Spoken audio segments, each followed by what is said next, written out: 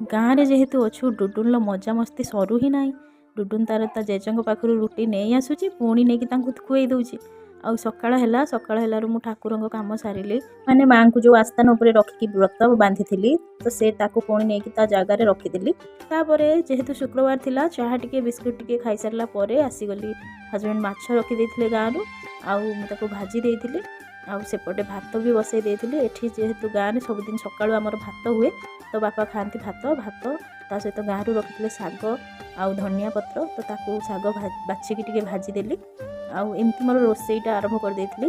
ମାଛକୁ ଆଳୁ ପକେଇକି ଝୋଳ କରିଦେଲି, ଶାଗ ଭଜା ଆଉ ଭାତ ସକାଳର ବ୍ରେକଫାଷ୍ଟ ଆମର ଏଇଟା, ଯେହେତୁ କାଲି ଓଷା ଥିଲା। ଆଉ ଏପଟେ ନର୍ମାଲି ବି ଆମ ଘରେ ଡେଲି ସକାଳୁ ଭାତ ହିଁ ହୁଏ, ବାପା ଗରମ ଭାତ ଖାଆନ୍ତି। ତାପରେ ମୁଁ ଟିକେ ବାଡ଼ି ଦୁଆରେ ବସିକି ବାଡ଼ି ଆଡ଼କୁ ଅନଉଥିଲି, ଆଉ ବାଡ଼ିର ସୌନ୍ଦର୍ଯ୍ୟକୁ ଉପଭୋଗ କରୁଥିଲି। ଆଉ ଏପଟେ ଲଞ୍ଚ ପାଇଁ ବିରିୟାନୀର ପ୍ରିପାରେସନ୍ ହେଇଥିଲା, ଆଉ ବିରିୟାନୀ ବନଉଥିଲେ ମୋ ସାନ ଦିଅର।